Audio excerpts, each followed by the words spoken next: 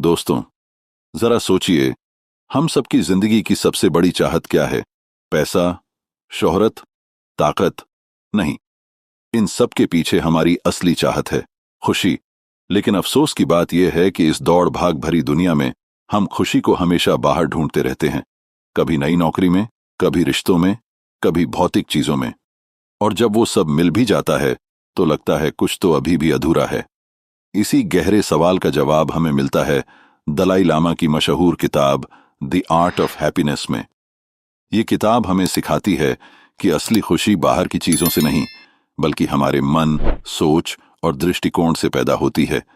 अगर आप सच में जानना चाहते हैं कि दुख के बावजूद कैसे मुस्कुराएं, मन की शांति कैसे पाए और दूसरों की मदद करके खुद भी सच्ची खुशी कैसे महसूस करें, तो यह वीडियो आपके लिए है।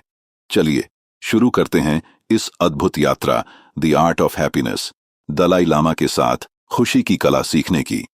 इससे पहले कि आप इस वीडियो में खो जाएं, अगर आप हमारे चैनल पर पहली बार आए हैं तो चैनल को सब्सक्राइब करना ना भूलें। चलिए जानते हैं चैप्टर 1, जीवन का उद्देश्य। दोस्तों, इस अध्याय की शुरुआत सबसे बड़ा प्रश्न से होती है, दलाई लामा से। जब लेखक हावर्ड कटलर पूछते हैं, हमारे जीवन का असली उद्देश्य क्या है, तो दलाई लामा बिना झिझक के कहते हैं, हमारे जीवन का उद्देश्य है खुशी। उनके अनुसार चाहे इंसान किसी भी धर्म, जाति, देश या संस्कृति का क्यों ना हो, उसकी मूल चाहत है खुश रहना और दुख से बचना। यही सबसे गहरी सच्चाई है। दोस्तों, खुशी की सार्वभौमिकता क्या है? एक गरीब किसान खेत में काम करता है या एक अमीर बिजनेसमैन अरबों का सौदा करता है, दोनों का लक्ष्य अंततः खुशी पाना ही है। यहां तक कि छोटे छोटे निर्णय भी हम इसीलिए लेते हैं क्योंकि हमें लगता है कि उससे हमें खुशी मिलेगी। यानी खुशी सिर्फ एक भावना नहीं, बल्कि यह जीवन का मूल लक्ष्य है। बाहरी बनाम आंतरिक खुशी। दलाई लामा कहते हैं कि लोग अक्सर खुशी को बाहरी चीजों से जोड़ते हैं, पैसा, शोहरत, पद, सुंदरता। लेकिन असलियत यह है कि बाहरी परिस्थितियां अस्थायी होती हैं, आंतरिक दृष्टिकोण स्थायी खुशी देता है। उदाहरण के लिए, कोई व्यक्ति अमीर होकर भी दुखी रह सकता है और कोई गरीब होकर भी संतोष में खुश रह सकता है। दोस्तों, मन की भूमिका क्या है? मन ही तय करता है कि हम परिस्थितियों को कैसे देखते हैं। अगर मन नकारात्मक है तो अच्छी चीजें भी बोझ लगेंगी। अगर मन सकारात्मक है तो कठिनाइयों में भी उम्मीद की किरण मिलेगी। दलाई लामा कहते हैं, खुशी पाने के लिए हमें मन को प्रशिक्षित करना होगा। वैज्ञानिक दृष्टिकोण। वैज्ञानिक क्या सोचते हैं? लेखक हावर्ड कटलर, जो एक मनोचिकित्सक हैं, बताते हैं कि आधुनिक विज्ञान भी यही मानता है कि मनुष्य की मानसिक स्थिति का सीधा असर उसके स्वास्थ्य और जीवन की गुणवत्ता पर पड़ता है। तनाव और चिंता बीमारियां लाती हैं, जबकि सकारात्मक सोच और खुशी लंबी उम्र और बेहतर स्वास्थ्य देती है। यानी खुशी सिर्फ मानसिक नहीं, शारीरिक स्वास्थ्य की भी कुंजी है।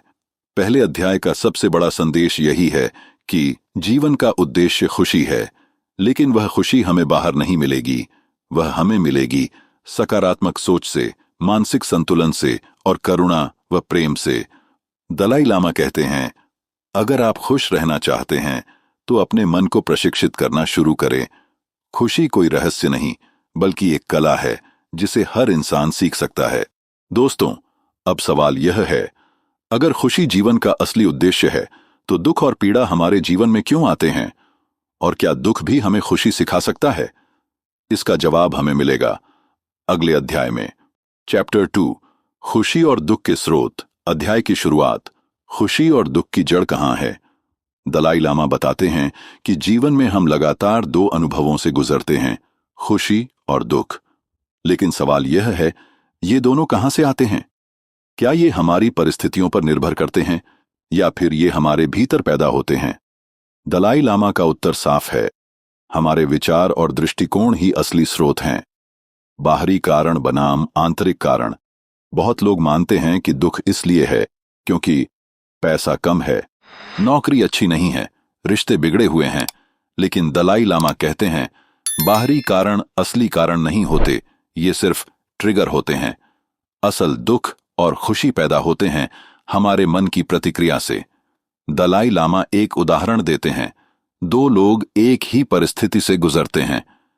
पहला व्यक्ति उसे समस्या मानकर दुखी हो जाता है और दूसरा व्यक्ति उसे सीखने का मौका मानकर मजबूत बन जाता है। असंतोष की समस्या, problem of dissatisfaction, Dalai Lama बताते हैं कि दुख का एक बड़ा कारण है हमारा कभी संतुष्ट न होना। हमें जो मिला है उसकी कद्र करने की बजाय हम हमेशा और ज्यादा चाहते हैं। यह असंतोष हमें लगातार बेचैन और दुखी रखता है। इसका हल है कृतज्ञता और संतोष। जो हमारे पास है उसकी सराहना करना ही खुशी की पहली सीढ़ी है। नकारात्मक भावनाएं, दुख का असली जहर, क्रोध, ईर्ष्या, घृणा, जलन, ये सब भावनाएं मन को जला देती हैं। इनसे न सिर्फ हमारी मानसिक शांति नष्ट होती है बल्कि ये रिश्तों और सेहत दोनों को बिगाड़ देती हैं।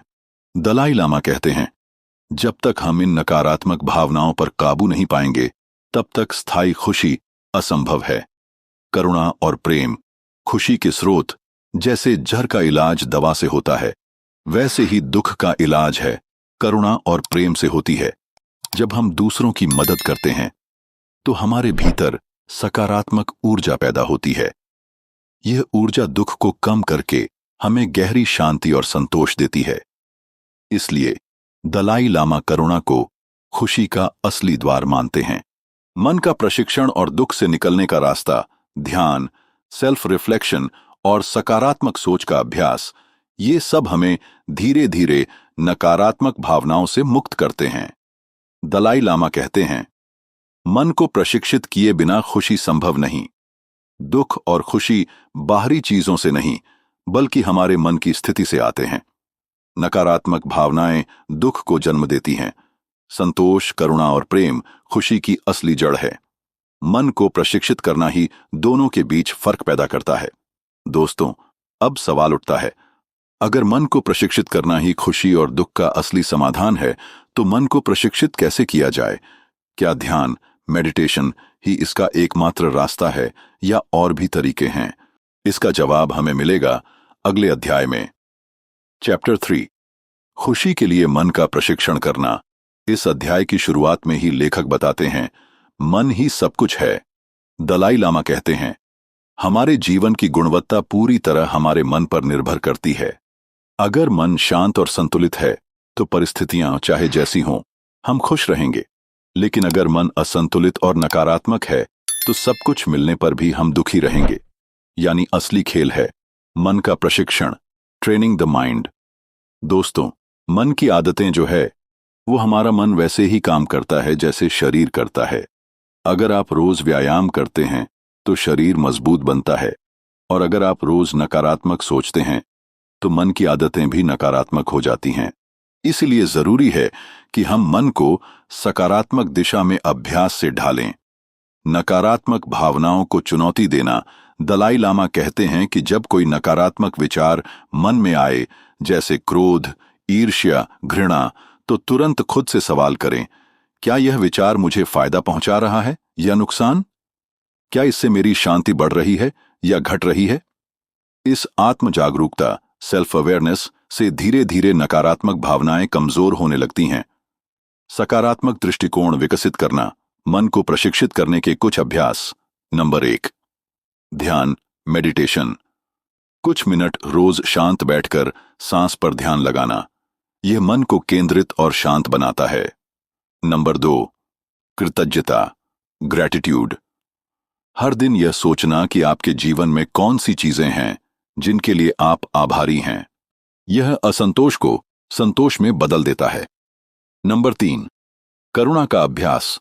रोज किसी एक व्यक्ति की मदद करना या उसके लिए शुभकामना करना।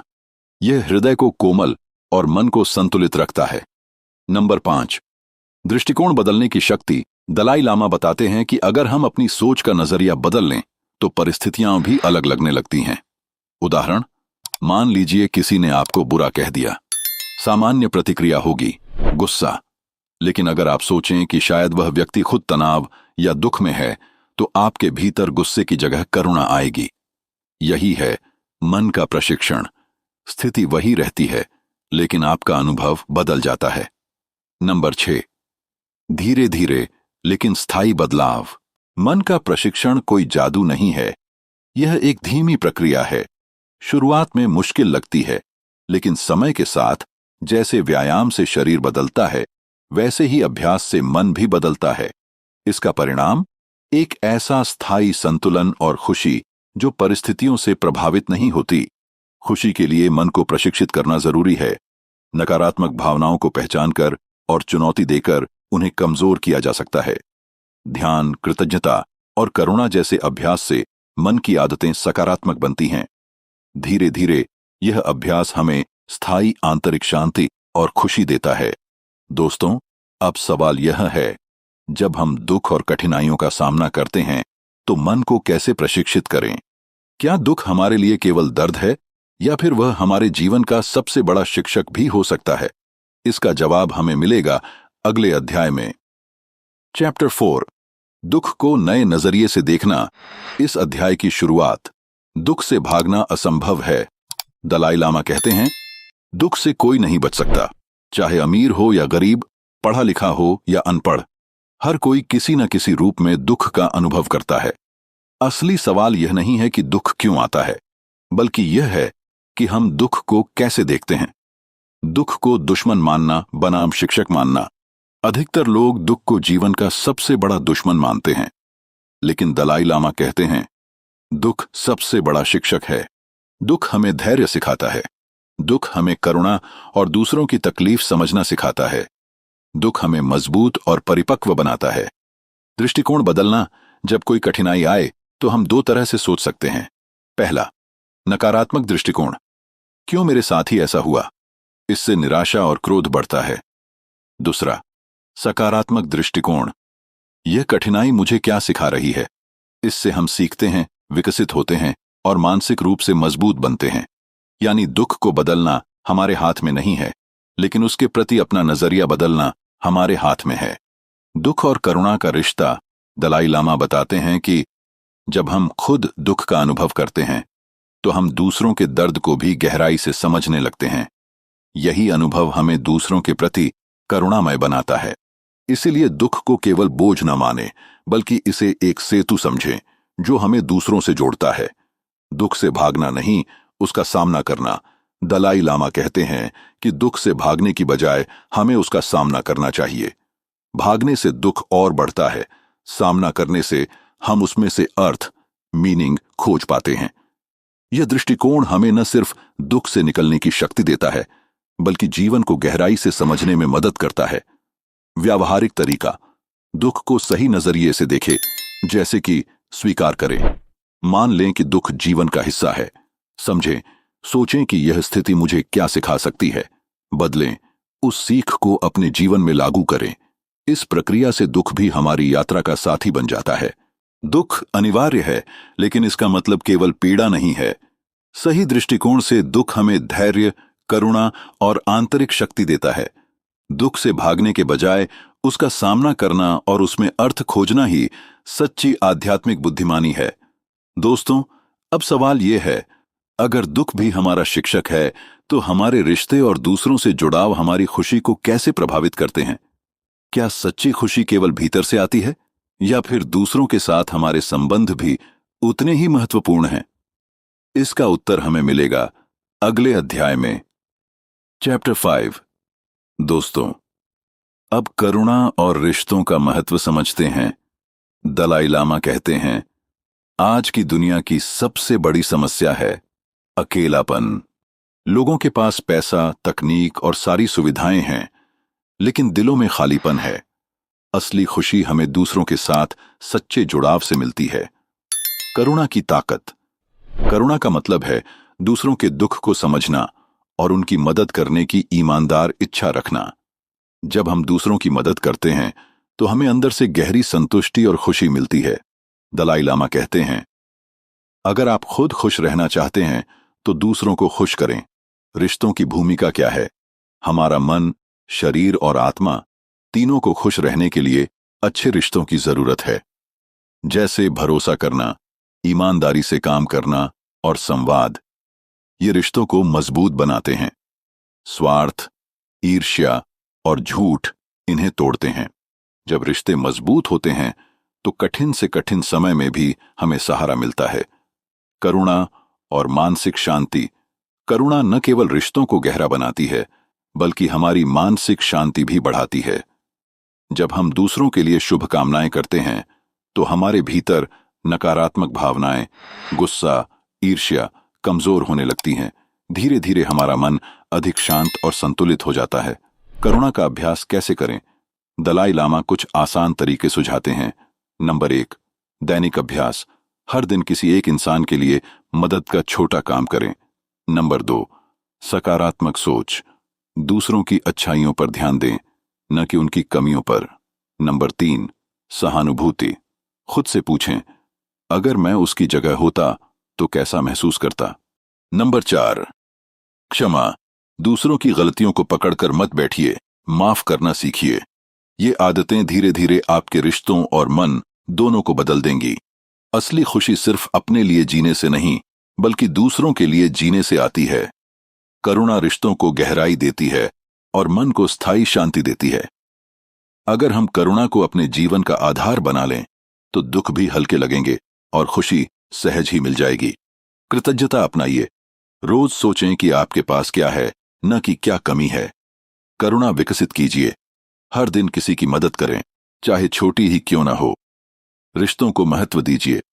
अपने परिवार, दोस्तों और सहयोगियों से जुड़ाव गहरा कीजिए। मन का प्रशिक्षण कीजिए। ध्यान, प्रार्थना या आत्मचिंतन से मन को सकारात्मक बनाए। संतोष की कला सीखिए। जो है उसकी कद्र करें और जीवन को एक उपहार की तरह स्वीकारें।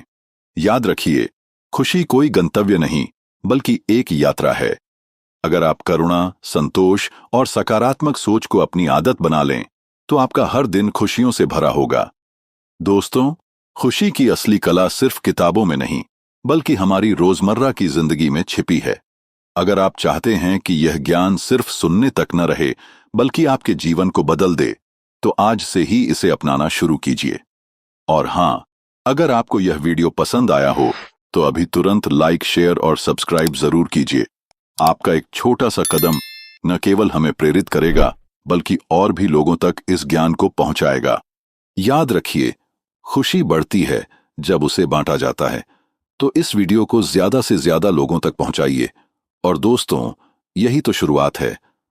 अगले वीडियो में हम आपको और भी गहरे रहस्य बताएंगे, ऐसे विचार जो आपके सोचने का तरीका बदल देंगे और जीवन को नई दिशा देंगे।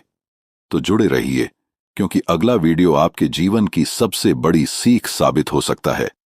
धन्यवाद दोस्तों। यदि आप यहां तक देखे हैं तो कहीं ना कहीं आप कुछ करना चाहते हैं। फिर मिलेंगे अगले वीडियो में एक नए विचार और नई प्रेरणा के साथ। तो जुड़े रहे।